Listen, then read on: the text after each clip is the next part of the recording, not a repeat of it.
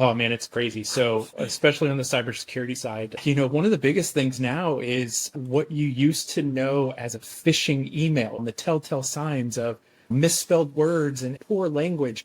That's gone now because these hackers can put it into ChatGPT and say, make sure this is great, proper English. They have some misspellings and things like that, but it's done on purpose now because what we're seeing is now they're putting a button in the emails that says report phishing email. And so you're going to be like, oh, that's a phishing email. Let me go ahead and report it. But that button is the bad link and it has you sign into Gmail or Office 365 or whatever it is.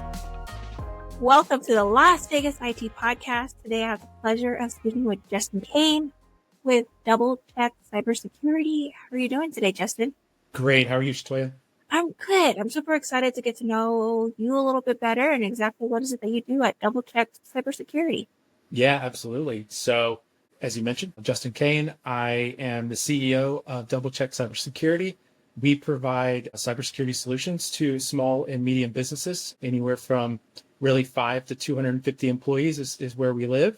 I'm from Jacksonville, Florida, sunny Jacksonville. It's sunny and 87 today, so it's really nice, and born and raised and never left Jacksonville, so here I am. Oh, it's time to go. I'm just kidding. I know I've never been. I've been in Orlando, Yep. Orlando, Florida, but I've been doing research to go head over to Florida because I need to.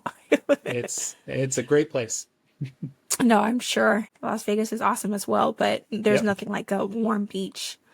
Yeah. Just to learn a little bit about what you currently, I see you are the CEO of DoubleCheck Cybersecurity. Mm-hmm. I guess, what is your current role with being the CEO? As any small business, obviously wear a lot of hats, but primarily oversee our team, make sure that we are providing effective solutions and service to our customer base. We at any given point, obviously we are seeing tons and tons of alerts come through from our clients of security incidents, and so we're obviously trying to be very proactive. So yeah, I oversee that entire team, make sure that we're also constantly innovating, which is something that we have to do in this industry. It is, I like to say, changing by the hour at this point. Technology has always changed at a fast pace, but now with the advent of AI and all of those things, it is just changing so rapidly. So making sure that we're staying, on top of things that are changing and how they're changing, and make sure that we're using effective solutions and providing the best service that we can to our clients. Yeah, and I know I totally understand with the way that technology is currently going, it's rapidly changing so fast. One of the major topics that we've, talked about on this podcast is AI. It's been a huge topic. Yeah. But what are some of the ways, Justin, that you're currently staying up to speed when it comes to technology with it everlasting of change? Oh man, it's crazy. So especially on the cybersecurity side, we're just seeing so much activity now from people that we didn't used to see activity from. So, we used to see a lot of these bigger hackers and bigger organizations and things happening. But now with AI, we're seeing a lot of activity come from younger kids and, solo actors where they can now use AI and get every piece of information that they need to try and attack an organization. Maybe not do the best job at it, but they're still trying. And it's obviously keeping us on our toes. So honestly, our systems that we utilize keep us up to date pretty quickly because we're seeing a bunch of alerts and seeing new ways and new methods that people are trying to get into our companies and our clients. So we're having to combat those new things. MFA and 2FA used to be the answer to everything, and now it's not. So we're having to come up with new methods and really train our clients on the new ways that they're being targeted on their side. And so having to keep not only us keep up to date, but also keep our customers up to date as well, because they are the weakest link in a lot of this. And so making sure that they understand and know what's going on as quickly as we can and as much as they can retain is a big challenge as well. So just trying to stay up to date and keep things moving. Got it. No, and I got so many different questions came to mind when you were speaking. No, and it is so important What are some of the experiences that you've seen just with AI, some stories you could possibly share with us when it comes to this cybersecurity attacks? Yeah, one of the biggest things now is what you used to know as a phishing email, just that classic phishing email and the telltale signs of, misspelled words and poor language. That's gone now because these hackers can put it into ChatGPT and say, make sure this is great proper English and there's no misspellings and it has this great hook to get people, to click on whatever they're trying to get them to click on. So that's one of the biggest things, honestly. It's like we're just seeing now these perfect emails come through that you used to be like, that's a phishing email. And now we're seeing it's so much harder to detect. And not only that, but we're seeing like new methods. One of the newest things that we've seen is one of the stories I'd like to tell is we're now seeing phishing emails come through that actually do have those telltale signs. They have some misspellings and things like that, but it's done on purpose now because what we're seeing is now they're putting a button in the emails that says report phishing email. And so you're going to be like, oh, that's a phishing email. Let me go ahead and report it. But that button is the bad link, and it has you sign into Gmail or Office 365 or whatever it is, thinking that you're reporting this bad email to your system, and you're not. You're actually providing them the credentials right there. So, AI is allowing some of these really sophisticated level of phishing techniques. And that's just the small scale end.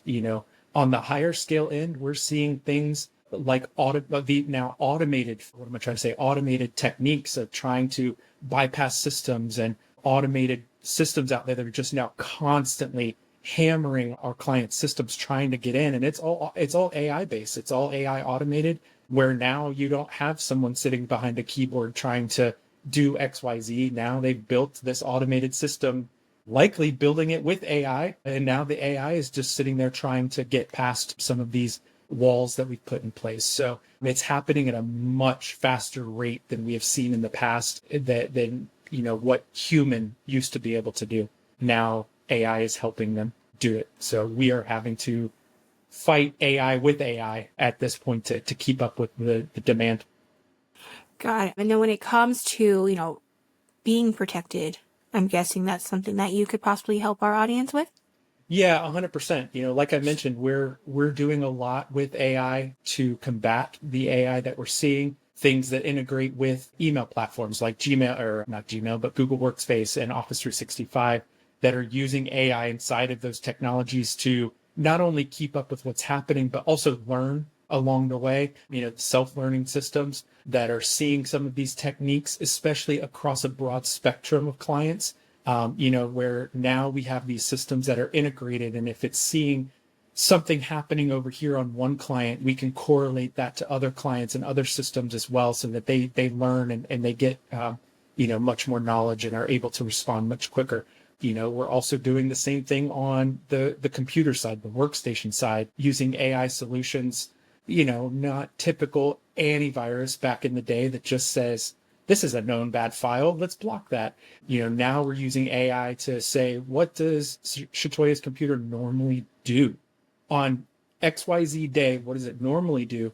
Well, today it's doing something different. It may not be bad, but it's just different. And so our AI is watching those things saying, this is something we may need to look at. This is potentially a bad situation that's happening. There's some characteristics that somebody may be in this computer doing something, or maybe in another computer that's trying to attack your computer, or whatever it is. So we're trying to use AI to combat a lot of those things as it's happening.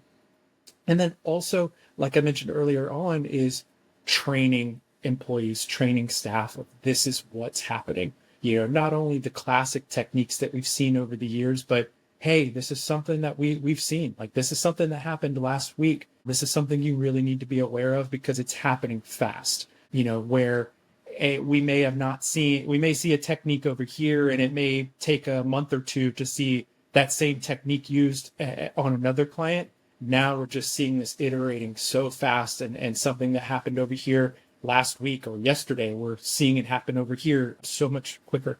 So really, really making sure that our clients and our staff are up to date and know what's happening as fast as possible. So yeah, we do all of that.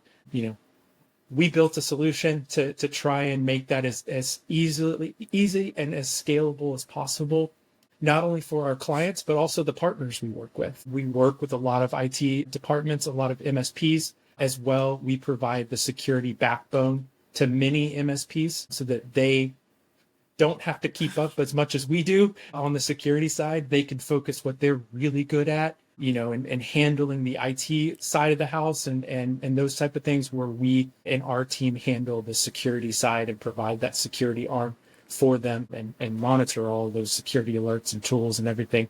So it's crazy. If you don't love it, it is not something to get into. I'll tell you that. But if you do love it, it's the industry to be in. And if you like learning, jump into cybersecurity. Yeah, well, and it's crazy with IT on how, or, with cybersecurity on how many directions that you can go, which is so awesome. Right. One of the things that you did talk about was training employees. Mm-hmm. Is that something that you guys offer, or? Yeah, absolutely. So, and there's a wide depth to that, but we do a lot of security training. And then we also do, obviously, there's a lot of cross between what I would call the IT world and the security world. And so we do cross boundaries there a little bit as well, and help our clients with some of those technical needs as well. But absolutely provide the training and it's ongoing training. It's not a one-time thing. It's not okay, hey, you're a new employee, here's some training. It's hey, last week you learned this week you're going to learn this, with some fully automated system that help our clients and our clients' employees keep up with that demand. And are these trainings on a recording, or is it something that you guys or your team's personally doing? Yeah, a little bit of both. So we do have recorded, pre-recorded trainings that we send out, really quick videos, 2 minutes, maybe 3 minute long videos with some automated quizzes at the end to make sure that those employees are retaining the information that they're being presented, which is super important. And those systems all feed back into our central system as well that say, hey, Jane may need some extra training. Not only did she fail the quizzes, but we're also seeing that she clicked on a phishing campaign that we sent out as well. So Jane may need a little extra attention, a little extra training. She's what we would consider a high risk employee that could really damage the organization. So we may need to spend some extra time. And then we do also do our own personal trainings as well, especially if we're seeing something new come out that we maybe haven't had time to record or something like that. We'll do a one-off training with our clients on maybe some special topics that we're seeing or need to get that information out there quickly. Got it. And then, as you said that, let's just say Jane that you mentioned, she clicks on something. So is the service or the software that you guys are offering, does it show exactly what your employees are clicking on? Yeah, absolutely. So 2 different sides of the house, right? So one is our proactive phishing simulations, where we are actually sending phishing emails out, trying to get your employees to click on them, trying to lure them into it. They're harmless from us, but it does report back and say, hey, Jane clicked on this email campaign or this phishing campaign that we sent out. And maybe we sent out an Office 365 campaign that tried to get her to log in, or, some of the banking campaigns, or, some of the payroll campaigns that we've seen out there. And then also on the live side, the production side, if Jane is clicking on emails that our system deems potentially dangerous or potential phishing campaigns, we're going to get those alerts as well and say, hey, Jane clicked on XYZ email and it presented, a bad web page to her. Hopefully our system blocked it, which is the entire intent behind it. If our system didn't catch the email coming through in the first place with the the bad links in it, hopefully once she clicked on it, one of our other systems would have actually caught the opening of that bad link with web filtering and things like that. So there's multiple layers to make sure that we're trying to capture, those bad instances as they happen, and hopefully before they happen is the goal. Understood. Yeah. And then when it comes to your client that you serve, our audience varies on who's listening, but is there a particular audience or a particular client or industry that you're looking to serve? Sure. So unlike a lot of what I would consider the IT side of the house that focus on a specific industry or maybe a couple industries, we really are open to any industry. We do specialize on the legal side of the house, also some real estate as well, just because we have a ton of knowledge in that area. But our solutions are built for any business, anywhere. We are not just a regional provider. We are national to the United States and also Canada. And really, we fall in that 5 to 250 employee range is where we live. We love, the 5 to 75 employee is really where we find a lot of growth in our business, typically because they haven't had that IT growth. They may not have that in-house IT expertise, or if they do, they have an in-house IT person that maybe doesn't have the breadth of knowledge, especially on the security side, just because of how quickly it's changing. So we can really step in and help, at that level and provide that CISO level expertise, and then also provide all the tools and experience and knowledge that we have to those organizations. So it's really where we find that sweet spot. And then, like I mentioned before, we also partner with a lot of IT shops, a lot of MSP businesses as well, to help them provide that level of expertise to their clients as well. Understood. And then your guys' current services, I'm guessing you can help people all over the US? Yeah, correct. Yeah. So we can help anyone pretty much anywhere in the US. We actually prefer clients that aren't necessarily regional to us, but we have clients, we have a client in Nevada that we absolutely love. So, regions, distance isn't a problem for us. 100% of what we do is remote anyways, whereas on the IT side of the house, physical touch is important sometimes because systems go down or things like that. 99.9% of what we do can be done remotely. And then if not, we do have regional partners in specific areas that we can get that physical hands-on if we have to. Awesome. And, and thank you for sharing that, Justin. As we're actually low voltage contractors. So a lot of times we work side by side of IT professionals. Absolutely. And so with the IT professionals that we are working side by side with, would that be a good potential power partner for you? Absolutely. So especially, what we would consider the co-managed IT model is really important for us. It actually works so much better because when we have someone inside the organization that is truly being the champion and working with the owners or working with, the higher ups saying, hey, this is what we need to do. And really on the daily basis, just kind of continuing to push that security mindset. It's so important. So sometimes it can be a challenge when we're doing that, as an outside perspective. So when we really have someone inside that is championing that initiative, it's so much better. And then again, it helps with that hands-on as well, hands-on approach when we have someone, in-house that's handling those things as well. So we love that model. It works. It absolutely works for us and is a good prospect for us. Yeah. Awesome. Good to know. Yeah. I'm always on the hunt. And then Justin, when it comes to one of the things I didn't get to talk about when you first hopped on was what drew you to the cybersecurity. Because there's many different directions that you can go with that, within even, as I mentioned, IT. But what drew you to become, get into cybersecurity? So I have been in the IT industry for nearly 20 years. I started on the IT side as a technician, as low as you can go in the totem pole. Worked my way up through the years, ran internal departments for multiple organizations, and then stepped into an MSP for about 10 years, ran the MSP and actually owned the MSP as well. So from technology perspective, I have been across the board. I've worked with low voltage for many, many years. I've pulled cable as well. Not my favorite thing to do by any means. So I've worked basically every facet of the technology side. Obviously, as technology has evolved over the years and the line between technology and security kind of blended, I found myself really enjoying the cybersecurity side of things. I enjoy it. It has so many aspects of what I love on the technology side, especially how quickly it's changing. I love learning new things and playing with new software and new vendors and learning all these things. So it really played well into my skill set. So I decided to make the jump, and I jumped solely into the cybersecurity side, really focusing only on that.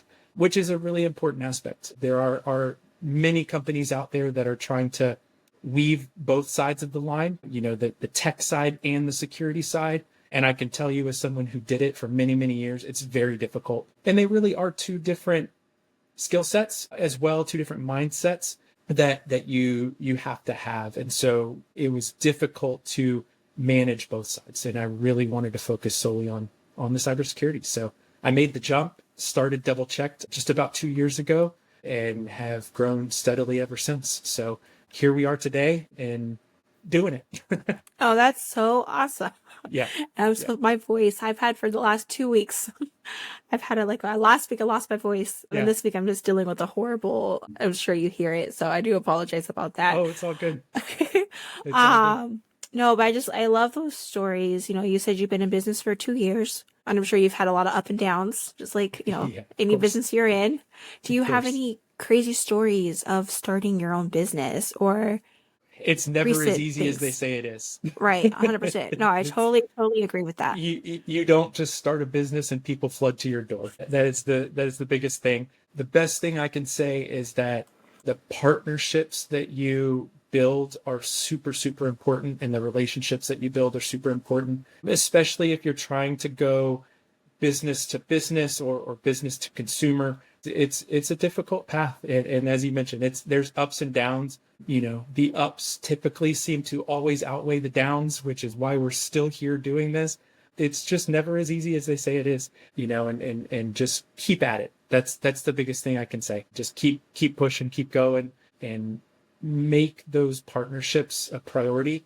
People like yourself and other industry professionals, and really just reaching out and asking. I've gotten so much advice from a lot of industry, especially in my industry leaders, just by reaching out and asking, this is what I'm doing and what advice do you have? So many people are open to providing that experience and that knowledge that they've gained. And it's so important to learn from others' mistakes. So No, I totally agree with you. And I think people are willing to, what I've just learned the recent years is that people are willing to give you the information, but they're also wanting you to see you to actually put it into works. I'm not sure if you agree with me. No, 100%. Yeah. Yeah. I feel like that's one major thing that's super important is people want to say, yeah, they'll help you. But if they're helping you and you're not actually putting the things into works, like what's the point of actually helping you? And I think that's one of the biggest things that I've learned just the years of doing what I do. I have what I'll call an industry veteran that actually touches base with me quite frequently, and we'll have a conversation and he'll be like, okay, so you should try this. And then he'll come back a month later and be like, so what did you do? And they definitely want to see that, because if you're not putting in the work and you're not putting in the effort, then why are they going to continue to spend their time, especially when they're at a certain level? Their time is extremely valuable. So if they're willing to give you the advice and experience, make sure you're using it. Yeah, no, totally agree. 100%. Of being in business for the last 2 years, what's one project or accomplishment you're really proud of? Yeah. So, and this is actually very recent. So last week I was actually at a couple different conferences and trade show events. So we actually launched a product last week for a specific industry that we were invited to speak at, which is the cell phone repair industry. We were asked to come speak there, and we launched a product specifically for their industry, which is really cool. And we're actually branching out that product now to other industry verticals as well. So where DoubleChecked was built to really serve the business environment and the business industry, what we're also seeing is that so many attacks and breaches are happening because of the personal side of things, personal cell phones, personal email accounts, and all of the personal devices, that we actually decided we wanted to try and help combat that on the personal side or the individual side, however you want to say that, residential side. So we created a security product specifically to address security concerns on the individual side, where we actually provide a secure email address that has our business solutions built into it, with the AI, the phishing and campaigns and all of those things that we talked about earlier, built into now your own personal secure email account, and also solutions that help protect your personal devices. So things like your cell phone device and things like that. with some apps that you download on your cell phone. So we're absolutely loving that. It's been very successful and had a very good feedback from that conference. About 50% of the people in the room during our session signed up as partners. So that you can't really ask for better than that.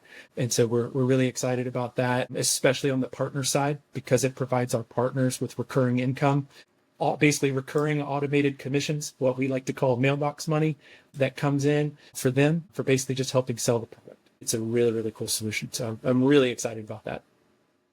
No, that was actually going to be one of my questions, actually, and I totally forgot to ask you that. So thank you. Yeah. So when it comes to the residential side, I'm guessing, or, personal consumers, Yeah. I'm guessing the pricing point is cheaper. Is that Yeah. correct? So this solution specifically, it's $29.99 a month. Okay. You're used to paying for Netflix and Amazon Prime and all of those things. Not that we want to add another subscription, but hopefully, obviously our intent is to help protect the individual, which if you're using gmail.com or Yahoo or Hotmail as your email address, you're not getting any of that, and unless you've gone in, even turned on two-factor authentication on your personal email account, there's some really small things that can help protect you. So we're building all of that into our solution to make sure that, even in your personal life, that your personal information is protected as well. So we tried to make it as cost effective as possible while also providing as much benefit as possible too on the personal side. So we think it's a decent price point, to help protect the individual, and we love it. Yeah, it's I guess less than a cup of coffee a day, so which is awesome, and it's going to protect and I'm guessing you said it also offers the AI tools because as you said that everything's everlasting changing, changing all the time, so you got to stay protected.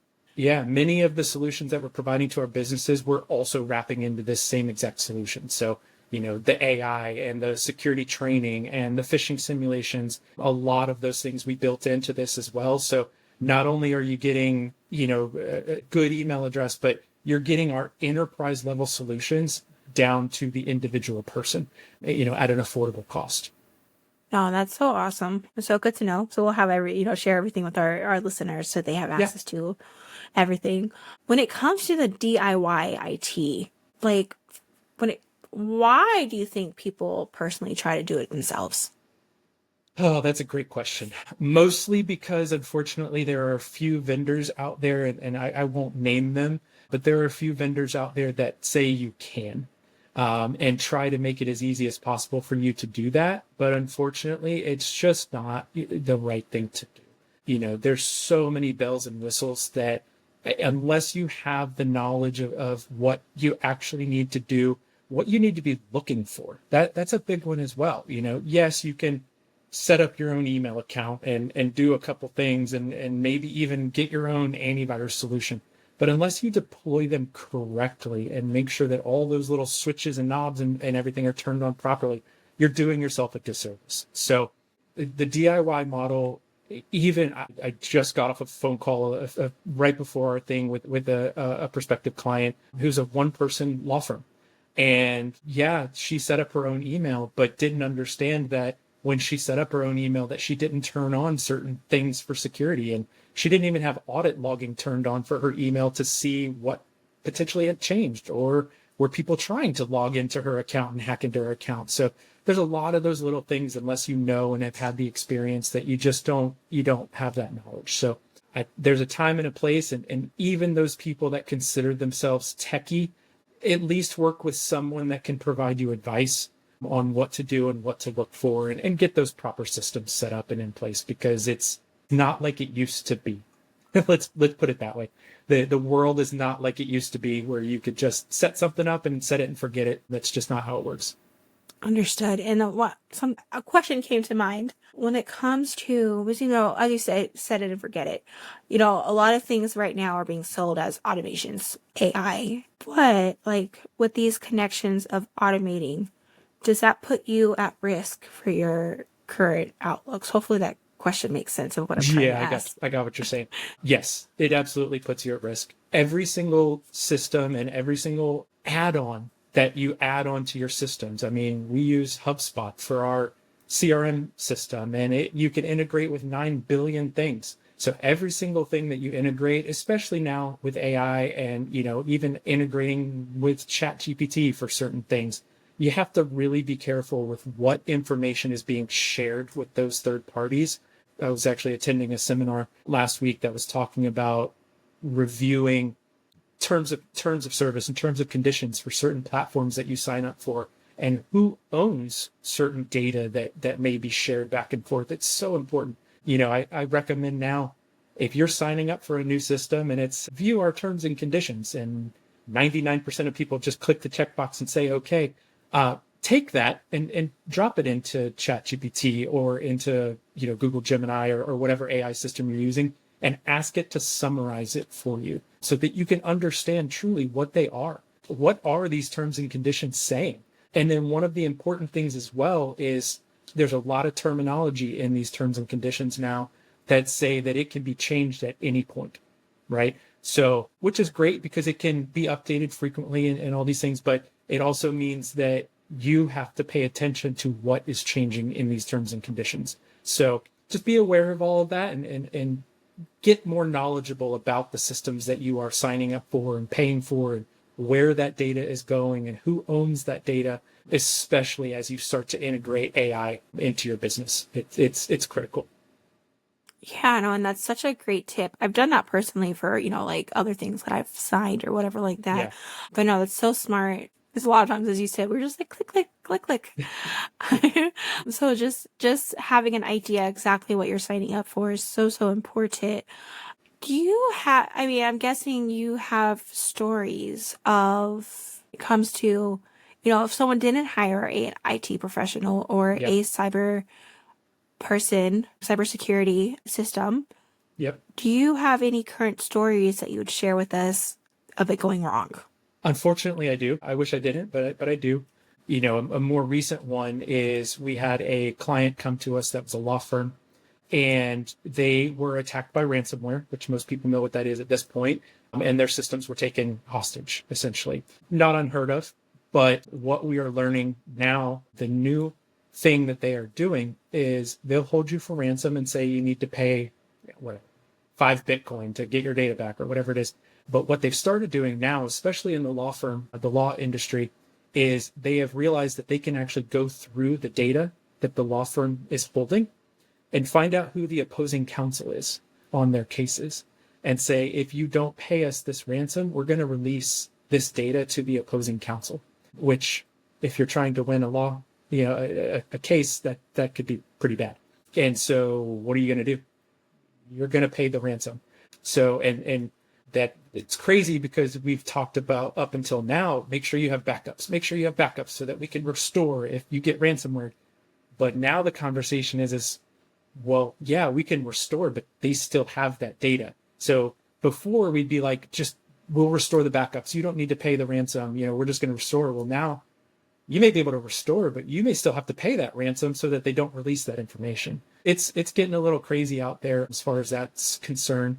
And then unfortunately, another scenario that we saw is an architecture firm. And it was a classic technique where the business owner was actually out of town, and the front desk person received an email from the owner saying, hey, we need you to do this wire transfer for whatever property that they were going to buy, okay, or whatever job they were working on, which wasn't uncommon. And they typically deal in large amounts, to do some of these transactions. So the front desk receptionist didn't think anything of it and went ahead and did that transaction because the owner was out of town.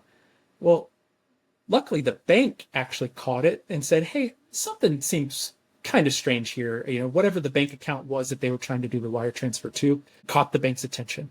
Well, the bank called the person and said, hey, this seems a little strange. And she's like, well, I mean, he asked me to do it. It must be fine. And they said, well, if you want to do it, we need you to come down to the branch and authorize the transaction in person, which she did. And unfortunately, that was $250,000 that was poof, gone into thin air. And unfortunately, the bank said, sorry, we can't help you because we tried to stop you and you authorized it and all of these things. So it's a really bad situation, especially for a small, architecture firm. That can be 100%, that can just shut you down. Obviously, that's a substantial amount of money. So, always verify in person, pick up the phone and call the person and say, are you sure you want me to do this? And just make sure 100% that you're doing the right thing. And especially when you're dealing with wire transfers, it can be very damaging. No, totally. I know we received an email, something similar, not that for that much, but it looked legit. Yeah. It looks really legit. And luckily, of course, we were like, okay, this isn't real, but it did look like it could have been real. So thank Absolutely. goodness. And Thank goodness our team. They're getting so smart, because now what they'll do is they'll buy, if your domain name is xyz.com, they'll buy something that's one letter off from your domain name, that if you receive an email, you're likely not even going to notice it. Especially like if you have something that has a W in your domain name, they'll buy something with two U's that looks like a W, especially if you're looking at it quickly. So a lot of our solutions combat that as well, what we call impersonation attempts. It's using AI and it's using systems to look at those things, so the user, we don't have to rely on the user to recognize that. It's going to recognize it automatically and block those emails. Understood. No, and it's such an important aspect of a business. So totally, I love that. When it comes to tech, IT, we talked about earlier, of cybersecurity and IT working together, can you just kind of share with us kind of like what's the benefit of that? Absolutely. So, and this is something I like to talk about too. I'll kind of weave this all together as far as people wanting to get into cybersecurity and work in the cybersecurity field. The number one advice I give is that you have to start on the IT side. You have to understand what you're protecting, why you're protecting it, and what the value of that asset is. So if you're trying to protect something that you don't understand, you're not going to be successful.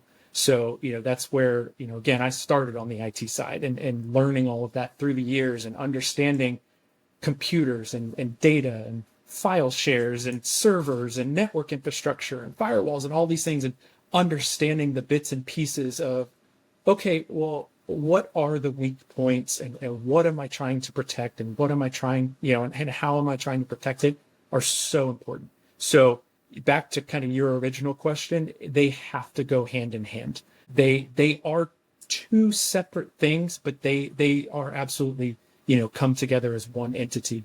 You have to make sure that on the IT side, you're configuring things properly, that, you're starting with a good baseline, working with good information and making sure that your infrastructure is secure and making sure that your network switches and your Wi-Fi and firewalls and all these things are configured properly. And then on the cybersecurity side, making sure that they continue to stay configured properly and that someone doesn't make the wrong change, and viewing all the alerts that are coming through and remediating those alerts and all of those things.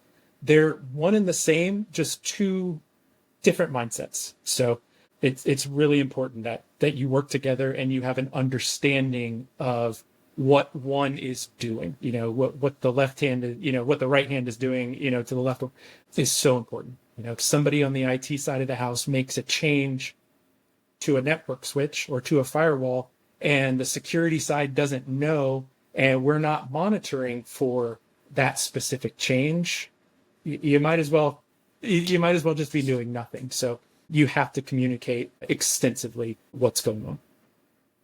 Understood. Oh no, it's great to know that, because a lot of people aren't going to the norm. I don't want to say the normal, but most people aren't just going to know that. I know I had a conversation last week with someone that was on this podcast, and we talked about, like, it was more towards websites, IT, and then marketing, and then the importance of them working together. So just to know, like, the importance of cybersecurity and IT working together, I think that's really, really important for someone to know that. We are recruiting from the IT field when we are looking for new individuals and new staff, because, like I mentioned, you have to have that knowledge. So unfortunately, we have so many schools and programs and systems that are pushing you straight into cybersecurity because it's the new field and it's great job security. But, for any of you listening out there, start on the IT side. You'll be more successful in the long run. Understood. And so when it comes to that, what advice would you give someone that's looking to, of course, in the future, get into cybersecurity, but they're going to get into the IT first? Yeah. Where should they go? Is there a particular education? Like, what's their first step? Yeah. So 2 things. 1, focus on the major platforms out there, right? Focus on the Office 365s or Microsoft 365. Focus on Google Workspace. Focus on some of the big vendors that are out there in this space. If you can understand the basics and the core of some of those platforms, they're very relatable and usable in other areas, and everything ties together. So start with that for sure. There are a lot of free trainings that Microsoft offers. Google also has their own slew of trainings that they offer as well. And so do those. There's an entire website from Microsoft that'll help you train, get certifications. There's free certifications for Microsoft Azure and the Office 365 suite and all these things. Go do those. It's such good information, especially if you're trying to get into the field. School is great. It teaches you a lot of the backbone of what you need, but applying that real technology, do it. You can get a free 30-day trial for any Microsoft license. Spin one up, spin up your own environment, play with it, break it, and then let the trial run out and move on. But definitely play with it. Get your hands on some of these platforms and systems. And then the other advice I would give is that most of the vendors out there, especially on the cybersecurity side of the house, if you're trying to learn and you're trying to get knowledge, find vendors in that space that are providing security solutions and reach out to them usually to their partner program is the easiest way in. But ask them, say you're a student or you're trying to get into the field, and say, do you have any free certification courses or training courses that I can take for your software? 99% of them are going to say, absolutely, let's get you in and get you signed up. I can just tell you from my experience, if I am hiring someone and they come in and say, hey, I'm trained in these 3 platforms, that are major industry vendors out there, I'm going to be like, absolutely, you're hired, right? Because I know you have the knowledge. I know you know how to support the systems that we utilize versus some of those more generic trainings out there, I guess I should say, the CompTIA and A+ and Sec+ and all of those are great. Whatever the new CompTIA one is for security, those are great and they give you a backbone. But also, almost every single person coming out of school has those same certifications. So differentiate yourself a little bit. Get some specialized training and a couple special platforms, and that'll get you ahead of the game. Understood. So stand out. Stand out. So cool. Comes to books or podcasts, is there any books or podcast recommendations that you may have? Yeah, I'm going to go a little bit different direction on this one because there is a tool, especially as a business owner, which I'm sure many of your listeners are, if you're not familiar with it, and it's called EOS, the Entrepreneurial Operating System. I'm glad you're shaking your head. I absolutely love it. We run our business on it. I've run a couple other businesses on it. It's just, from a business owner's perspective, it's just such a good platform and a good way to run your business, to really streamline things and understand what's happening inside your business, especially if you have 5, 8, 10, plus employees, to make sure that you're all on the same page and, rowing the same direction and all those things. It's just something I recommend for every business owner to get into and understand. Even if you don't implement the entire EOS system, you can pick and choose parts, to implement and understand and just help you run your business. It's something I recommend to everyone. Awesome. And is there I believe I've read all his books so far. Yeah. Is there one book that you think is particular that you would recommend? I'm so glad you asked that because I can't remember it off the top of my head, but it's Gino Wickman. He's got, I don't know, I think he's probably got 6 or 7 books out at this point, but there is one main book that kind of starts it all. And I can't remember it right now, but I'm sure we can link it after this for everyone that you can read. And it really tells the story of EOS and how it works and how it can impact your organization. So I'm sure we can link that to the podcast. We will. Yeah. No, I guess I had to keep you on your toes.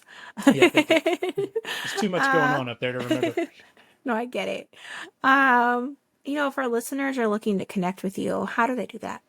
Yeah, so directly with me, they can hit me up on LinkedIn. Obviously, that's the easiest place. Or they can visit our website, which is www.doublechecked.com. And we've got contact us information all over that. Or feel free to email me directly, justin.kane@doublecheck.com. I'm always happy to answer questions. Awesome. And we'll be sure to put that in the bio. And before we go, is there anything else that you'd like to share with everyone? Oh, stay on your toes. Don't click bad links. Just don't click links in general. It's the easiest thing. It's the smallest piece of advice that has the biggest impact. Just don't click on the link. There's very few things that you actually have to click on a link to view. Go directly to a website, call the vendor directly, whatever it is, try and do that. It's my biggest piece of advice. Oh, and turn on two-factor authentication on anything that you can. Got it. That notification that can sometimes, but I know I get it. It's so worth it. But Yeah. Justin, today was such a pleasure. I really enjoyed our conversation. And thank you so much. Yeah. Thank you. You too.